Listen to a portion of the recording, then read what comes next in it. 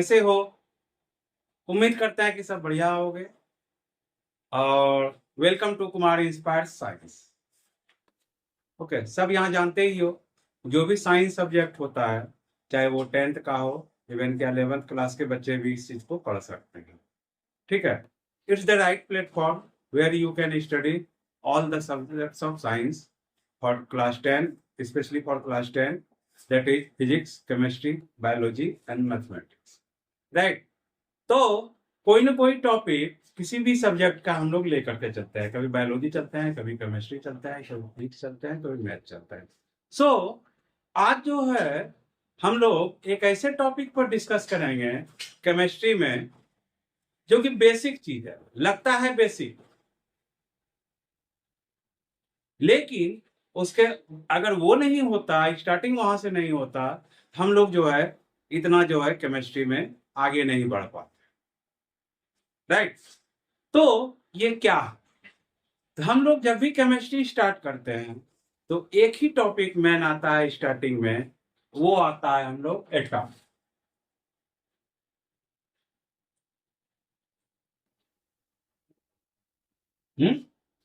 Atom simple सा है, किसी भी क्लास में जाएंगे, 7th में भी जाते हो तो पढ़ते हो एटम, परमाणु क्या है, अणु क्या है। राइट। तो एटम, अब एटम, एटम में हम लोग जानते हैं क्या, एटम में क्या क्या होता है? इलेक्ट्रॉन होता है, और क्या होता है? प्रोटॉन होता है, और न्यूट्रॉन होता है, और मेन चीज जो होता है जिसको हम लोग बोलते हैं न्यूक्लियस। राइट। तो क्या क्या होता है? इलेक्ट्रॉन होता है, प्रोटॉन होता है, न्यूट्रॉन होता है, और एक होता है जो जिसको हम लोग बोलते हैं न्यूक्लियस। राइट। तो what is atom? Atom is the smallest particle of an element which can't found, which may or may not found in free state but takes parts in chemical reaction. Right? मतलब परमाणु जो है किसी भी element का वो सबसे छोटा पार्टिकल है जो कि फ्री स्टेट में नहीं पाया जाता है जनरली, लेकिन वो केमिकल रिएक्शन में भाग लेता है। इसी को हम लोग बोलते हैं परमाणु। राइट। अब अभी हमने क्या डिस्कस किया कि परमाणु में, एटम में क्या क्या होता है? इलेक्ट्रॉन होता है, प्रोटॉन होता है, न्यूट्रॉन होता है, और एक न्यूक्लियस होता है। तो इलेक्ट्रॉन का खोज पहले हो गया था, प्रोटॉन हो गया, उसके बाद जो है हमारा क्या हुआ था?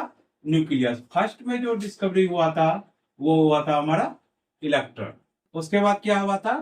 प्रोटॉन, उसके बाद थर्ड नंबर पर क्या जाता है? न्यूक्लियस, और फोर्थ में न्यूक्लियस के बाद जो है हमारा जो है न्यूट्रॉन का डिस्कवर। राइट। तो आज जो हम लोग डिस्कवरी पढ़ेंगे वो न्यूक्लियस का डिस्कवरी जानेंगे कि न्यूक्लियस जो है कैसे पता लगा कि इसमें जो है न्यूक्लियस होता है, क्योंकि it's the very main important part of an atom. Right. क्यों कि विदाउट न्यूक्लियस के जो है मेरा कोई, हमारा एटम होता ही नहीं। उसके बारे में हम लोग अभी आगे जानेंगे। तो ये है ईयर 1911 की बात। कब है? 1911 की बात। न्यूजीलैंड के साइंटिस्ट थे, उनका नाम था लॉर्ड रदरफोर्ड। राइट। क्या था? Lord Rutherford. और इस टॉपिक को बहुत अच्छे से समझना। राइट। तो लॉर्ड रदरफोर्ड थे जो न्यूजीलैंड के साइंटिस्ट थे, तो उन्होंने एक एक्सपेरिमेंट किया। एक्सपेरिमेंट किया, क्या किया? तो पहली बात, जब एक्सपेरिमेंट की बात बोलते हैं तो पहला चीज आता है अल्फा पार्टिकल। अल्फा को इसे लिखते हैं अल्फा पार्टिकल। ये अल्फा पार्टिकल क्या है? हीलियम को ही हम लोग अल्फा पार्टिकल बोलते हैं। Atomic number 2, atomic mass 4। Right. चाहे हीलियम बोले या अल्फा पार्टिकल बोले। तो इन्होंने जो है सबसे पहले गोल्ड फॉइल लिया। गोल्ड फॉइल क्या होता है?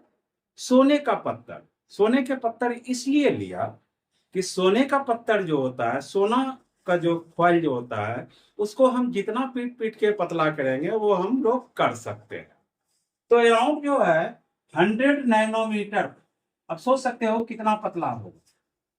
100 नैनोमीटर कितना पतला होगा। नैनो, नैनो मीन्स 1 मीटर का 10⁻⁹ पार्ट। तो 100 मीटर कितना होगा, 10⁻⁻7 हो जाएगा, -7। तो सोच सकते हो कि ये कितना पतला पत्थर था। दूसरा चीज, अब क्वेश्चन आता है कि उन्होंने गोल्ड फॉयल ही क्यों लिया, और कोई भी एलिमेंट का ले सकता था। तो इसका इसलिए होता है कि इसका जो टेंसाइल स्ट्रेंथ होता है वो ज्यादा होता है। मतलब इसको हम लोग जितना पतला करते जाएंगे तो जो है वो पतला होते जाएगा, टूटेगा नहीं, टूटेगा फटेगा नहीं। राइट। तो इन्होंने जो है एक गोल्ड फॉयल लिया जिसका कि थिकनेस जो होता है अराउंड 100 नैनोमीटर। ओके। तो इस पर जो है अल्फा पार्टिकल का बम्बार्डमेंट कराया, मतलब टकराया। अल्फा पार्टिकल पर जब टकराया तो इन्होंने क्या क्या चीज देखे। हाँ, तो जब गोल्ड फॉइल पर बम्बार्डमेंट मतलब टकराया गया किसको, अल्फा पार्टिकल को, क्योंकि वो तो एज ए रे होता है। तो वो क्या क्या चीज देखते, सपोज करो ये जो है मेरा गोल्ड फॉइल, राइट। तो most of the alpha particle जो था वो स्ट्रेट लाइन में इस पत्थर से पार हो गया। क्या हो गया, most of the alpha particle passed through this gold foil, right. Suppose करते हैं ये है,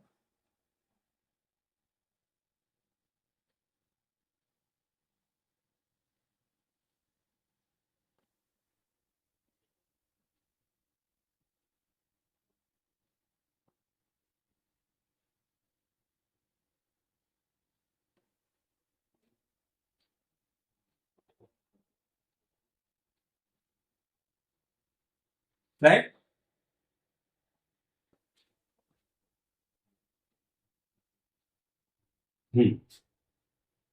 ये हुआ, अधिकतर जो अल्फा पार्टिकल जो था वो जो है इस गोल्ड फॉइल से पार कर दिया स्ट्रेट पाथ में, क्योंकि एज ए रे है। जब रे है तो इसका मतलब रे जो है हम लोग जानते हैं क्या है, वो जो है सीधी रेखा में जाती है, स्ट्रेट पाथ में जाती है। ओके। कुछ अल्फा पार्टिकल जो था वो अपने जो पाथ में जा रहा था वो जो है डेविएट कर, सपोज करो ये डेविएट कर,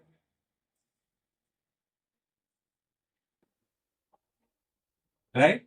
अब कुछ अल्फा पार्टिकल जो है जिस डायरेक्शन में गया उसी डायरेक्शन में जो है लौट के चला आया, राइट। तो ये है हमारा जो कि रदरफोर्ड जो है एक्सपेरिमेंट किए कि मोस्ट ऑफ द पार्ट रे जो है वो जो है पास कर गया। सेकेंड थिंग, कुछ रे जो था वो अपने पाथ से जो है डेविएट कर गया, डाइवर्ट कर गया। और कुछ रे जो था वो जो है जिस डायरेक्शन में गया उसी डायरेक्शन में जो है वो वापस आ गया। तो इससे क्या क्या थॉट बनता है। पहली बात कि अल्फा पार्टिकल जो है वो क्या है, पॉजिटिव चार्ज, राइट। तो जब मोस्ट ऑफ द रे पार कर गया इसका मतलब है कि जो एटम है वो उसके अंदर का मोस्ट ऑफ द स्पेस क्या है, वो एम्प्टी है, मतलब खाली है।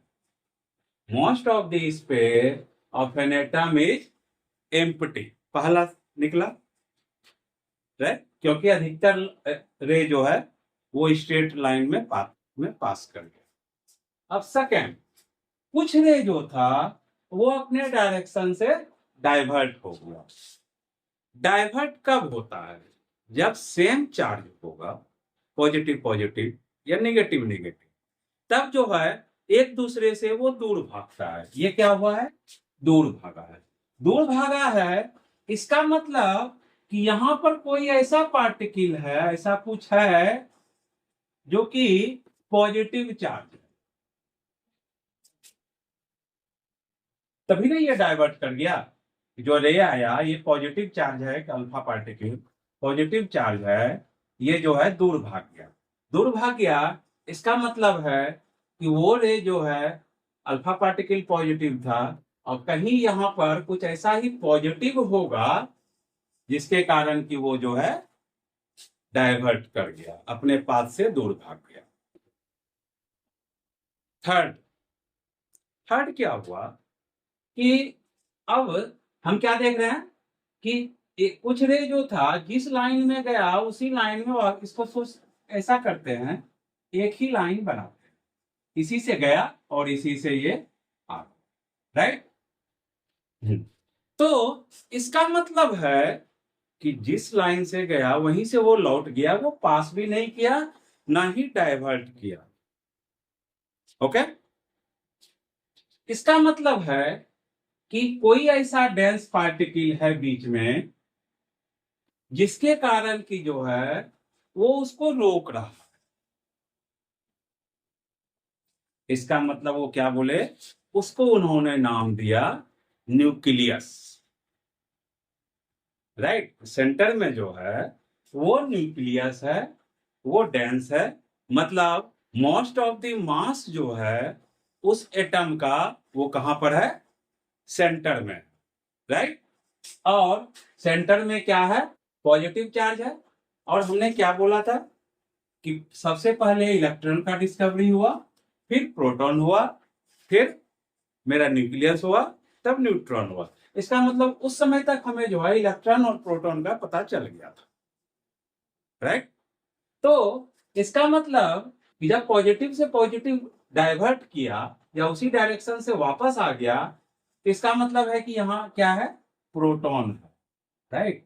न्यूक्लियस में क्या है, प्रोटॉन है, और यहां पर क्या, डेंस है, मतलब वो जो है अल्फा पार्टिकल को भी पास करने से रोक दिया, ठीक। इसका मतलब मोस्ट ऑफ द मास जो है वो कहां है, कोई भी एटम का मास कहां है, वो सेंटर में है, राइट। यहां तक हमारा क्लियर, पॉजिटिव चार्ज हो गया। द और जो न्यूक्लियस है वो क्या है, साइज में क्या है, बहुत छोटा है, it's very small in size. Okay, और उसके बाद बोले अब ये प्रोटॉन पॉजिटिव की तो बात हो गई, अब ये बोले कि अब ये न्यूक्लियस के चारों तरफ बहुत सारा ऑर्बिट है, क्योंकि क्योंकि हम लोग क्या जानते हैं, एटम जो है इलेक्ट्रिकली न्यूट्रल होता है।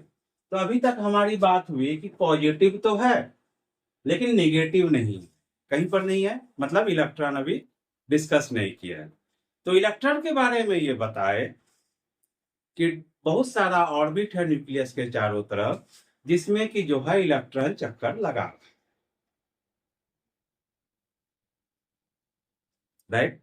तो क्या क्या इनका निकला एक्सपेरिमेंट से, इस एक्सपेरिमेंट से क्या क्या हुआ, most of the space in the atom is empty. Second क्या निकला कि जो डाइवर्ट किया, इसका मतलब जो सेंटर में है कोई पॉजिटिव चार्ज है, वो प्रोटॉन है, राइट। थर्ड हुआ कि जिस डायरेक्शन में गया उसी डायरेक्शन में वापस आया, इसका मतलब कि कोई डेंस मास है सेंटर में, जिनको कि इन्होंने नाम दिया न्यूक्लियस, जो कि पॉजिटिव चार्ज। उसके बाद फोर्थ क्या हो गया, it's very, nucleus is very small in size, right. पांचवा क्या दिया कि न्यूक्लियस के चारों तरफ बहुत सारा ऑर्बिट है, जिसमें कि जो है इलेक्ट्रॉन चक्कर लगा रहा है, because atom is electrically neutral. Neutral होता है इसका मतलब वहां पॉजिटिव भी है और नेगेटिव भी है। तो नेगेटिव मतलब इलेक्ट्रॉन जो है वो बहुत सारे ऑर्बिट में इस पॉजिटिव के चारों तरफ चक्कर लगा। ओके, यहां तक हमें समझ में आ। अब हम लोग लेते हैं 1913 की बात, 1913, क्योंकि ये जो एक्सपेरिमेंट हुआ ये हुआ था 1911 में। अब 1913 की बात बोलते हैं। बोर, बोर नाम के साइंटिस्ट। अब ये सोचे, हम लोग जानते हैं कि जब कोई भी चार्ज पार्टिकल जब मूव करता है मतलब उसमें मोमेंटम है, राइट। मास है, उसमें वेलोसिटी है, मीन्स मोमेंटम। जब ये मोमेंटम है, इसका मतलब वो क्या करेगा, लॉस करेगा एनर्जी, राइट। जब ये लॉस करेगा तो क्या होगा, स्पेक्ट्रम निकलेगा। स्पेक्ट्रम निकलेगा मतलब कि ये एनर्जी लॉस कर रहा है, तभी हमें स्पेक्ट्रम दिखाई देगा, राइट। तो ये जो है एनर्जी लॉस करेगा। जब ये एनर्जी लॉस करेगा तो क्या होगा, सपोज करते हैं एक इलेक्ट्रॉन है, ये जो है चक्कर लगा और ये एनर्जी धीरे धीरे लॉस कर, ये हमारा इलेक्ट्रॉन है। जब ये चक्कर लगा रहा है तो एनर्जी लॉस कर रहा है। एनर्जी लॉस कर रहा है तो क्या होगा, इलेक्ट्रॉन धीरे धीरे अपना, जब एनर्जी लॉस कर रहा है तो वो जो है अंदर आते जाएगा, नहीं अंदर आएगा। जब ये अंदर आएगा, एक समय ऐसा होगा कि एनर्जी लॉस के कारण जो है ये न्यूक्लियस में चला जाएगा, नहीं। जब ये न्यूक्लियस में चला जाएगा इसका मतलब कि क्या हो जाएगा, हमारा न्यूक्लियस ही खत्म हो जाएगा। जब न्यूक्लियस खत्म हो जाएगा तो हमारा जो है एटम खत्म हो जाएगा। तो पहला चीज इनका ड्रॉबैक ड्रॉबैक अगर देखें तो फर्स्ट जो है ये नहीं बता पाए कि कौन से ऑर्बिट में कितना इलेक्ट्रॉन मूव करता है। सेकेंड, ये क्लेरिफाई नहीं कर पाए थे रदरफोर्ड कि जब कोई भी इलेक्ट्रॉन चार्ज पार्टिकल जब मूव करता है तो वो जो है एनर्जी लॉस करता है, राइट। जब वो एनर्जी लॉस करेगा इसका मतलब एक समय ऐसा आएगा वो जो है इलेक्ट्रॉन जो है सेंटर में आ जाएगा, न्यूक्लियस के पास आ जाएगा। और न्यूक्लियस में हम लोग क्या जान रहे हैं कि पॉजिटिव चार्ज है। जब ये इलेक्ट्रॉन मिलेगा इसका मतलब न्यूट्रॉन और इलेक्ट्रॉन और प्रोटॉन जो है दोनों मिल जाएगा और जो है वो एटम खत्म हो जाएगा। तो इसी चीज को क्लेरिफाई करने के लिए 1913 में बोर भी एक्सपेरिमेंट किए, ठीक है। तो बोर जो जो चीज बताए एक तरह से जो है रदरफोर्ड मॉडल को ही क्लियर किए, उसमें जो है सुधार किए। जो डिमेरिट था कि हमें वो नहीं बता पाए थे इलेक्ट्रॉन जो है कहाँ तक कैसे वो एनर्जी लेता है, ठीक, क्योंकि लॉस तो हो जाएगा, एनर्जी वो लेगा कहाँ से, उसे मिलेगा कहाँ से एनर्जी। दूसरा चीज जो है ये नहीं बता पाए थे कि कौन से ऑर्बिट में कितना इलेक्ट्रॉन होगा, सिर्फ वो बताया कि डिफरेंट ऑर्बिट है और उसमें जो है इलेक्ट्रॉन चक्कर लगा रहा है, राइट। तो अब हम लोग आते हैं बोर पर। बोर का कहना था क्योंकि स्टेबिलिटी, अब तो सबसे बड़ा क्वेश्चन हो गया रदरफोर्ड मॉडल के हिसाब से, कभी जो है हम लोग ये नहीं बता पा रहे हैं एटम स्टेबल कैसे है। तो बोर जो है 1913 में स्टेबिलिटी के बारे में बताए कि वो जो है एटम जो है वो स्टेबल कैसे है, एटम है कैसे, खत्म क्यों नहीं हो रहा है, वो इलेक्ट्रॉन जो है न्यूक्लियस में आकर के मिक्स क्यों नहीं हो रहा है, वो खत्म हो जाएगा, राइट। तो बोर का कहना था कि पहली बात कि जो हमारा न्यूक्लियस है उसमें जो है डिफरेंट ऑर्बिट है, वो तो वो मान लिए,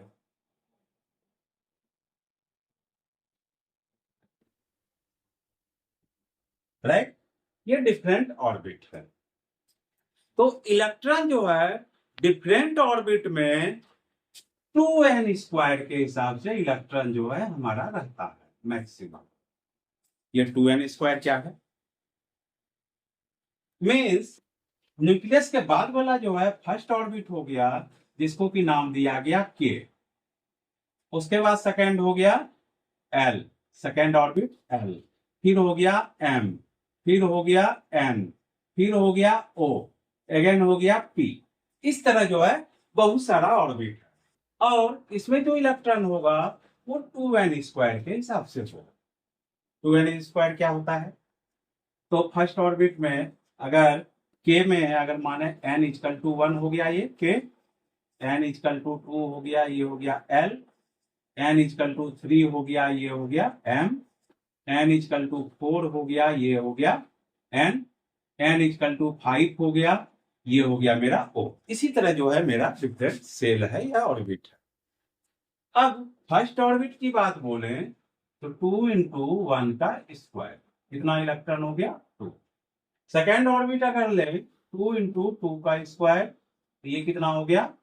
8, राइट। थर्ड ऑर्बिट देते हैं 3 का स्क्वायर, ये हो गया 18।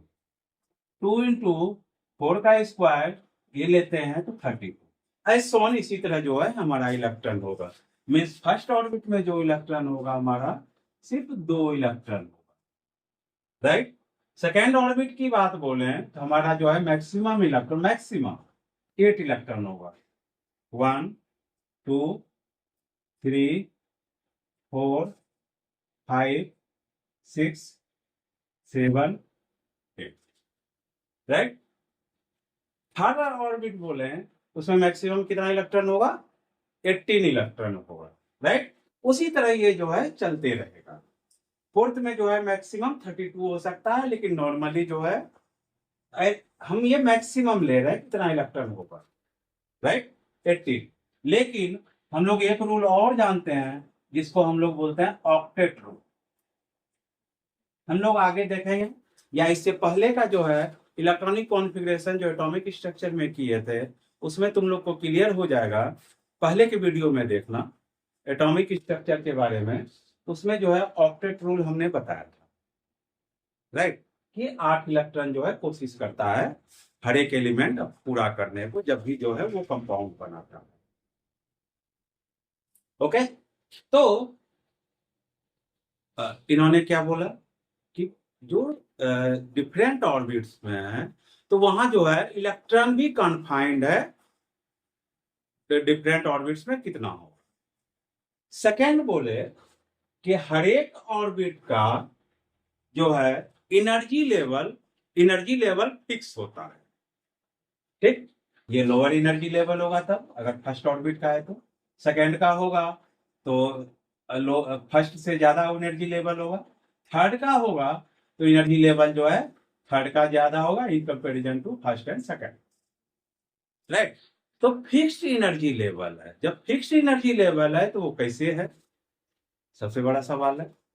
तो इन्होंने बोला कि जो इलेक्ट्रॉन जो रिवॉल्व कर रहा है डिफरेंट ऑर्बिट में, तो इलेक्ट्रॉन जो है एक ऑर्बिट से दूसरे ऑर्बिट पर जंप करता है, राइट। यहां का सपोज करते हैं कि थर्ड ऑर्बिट का इलेक्ट्रॉन जो है सेकेंड पर है, तो हायर एनर्जी लेवल है थर्ड का, तो ये जो है क्योंकि घूमते घूमते जो है एनर्जी उसका कम होगा, जब ये कम होगा ये क्या होगा, इस पर आ गया, सेकेंड पर आ गया। जब सेकेंड पर आ गया इसका मतलब इसका एनर्जी लेवल हाई हो गया, जब इसका एनर्जी लेवल हाई हो गया इसका इलेक्ट्रॉन जो है मूव कर गया इस पर। तो लोअर अगर हाइयर ऑर्बिट से लोअर ऑर्बिट पर आता है तो एनर्जी रिलीज करता है, और लोअर ऑर्बिट से अगर हाइयर ऑर्बिट पर जाता है एनर्जी जो है लॉस करता है, राइट। तो एक ऑर्बिट से दूसरे ऑर्बिट पर जा रहा है तो एनर्जी जो है एक तरह से फिक्स है, नहीं, यहाँ का यहाँ आ गया, थर्ड का सेकंड पर आ गया, फोर्थ का थर्ड पर आ गया, सेकंड का थर्ड पर चला गया।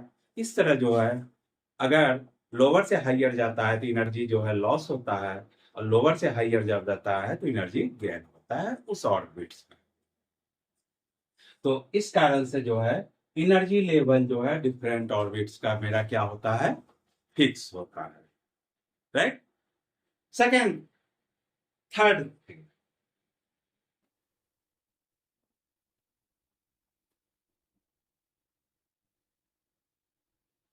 तो एक तरह से हम लोगों ने क्या बोला कि ना ही एनर्जी जो है यहाँ लॉस हो रहा है, ना ही गेन हो रहा है। जब लॉस और गेन नहीं हो रहा है, इसका मतलब क्या है, हमारा न्यूक्लियस जो है सेंटर में नहीं आएगा। सेंटर में नहीं आएगा, इसका मतलब कि जो प्रोटॉन है बीच में, प्रोटॉन और न्यूट्रॉन जो है अलग जगह रहेगा, क्योंकि जब भी वो मिक्स हो जाएगा तो इसका मतलब वो एटम ही खत्म हो जाएगा। एटम खत्म हो जाएगा तो एलिमेंट खत्म हो जाएगा, लेकिन ऐसा होता नहीं। सो एक तरह से हम लोग बोल सकते हैं कि फर्स्ट स्टेप जो रदरफोर्ड लिए, रदरफोर्ड को एक तरह से जो भी ड्रॉबैक्स था उसको जो है बोर ने क्लियर किया, और जो है आज जो है हमारा ये केमिस्ट्री चल रहा है, एटम के बारे में चल रहा है, राइट। तो आगे तो हम लोग जानते ही हैं कि जो न्यूक्लियस में होता है, क्योंकि प्रोटॉन न्यूट्रॉन का डिस्कवरी जो है सबसे लास्ट में हुआ था, और न्यूट्रॉन पर हम लोग जानते हैं there is not any charge, right. इस पर कोई चार्ज नहीं है, क्योंकि इसका कोई एटॉमिक नंबर नहीं होता। ओके, तो ये हो गया। इसमें क्या हो गया, हमारा प्रोटॉन हो गया और न्यूट्रॉन हो गया, और ये जो है हमारा इलेक्ट्रॉन जो है रिवॉल्व कर रहा है दिस।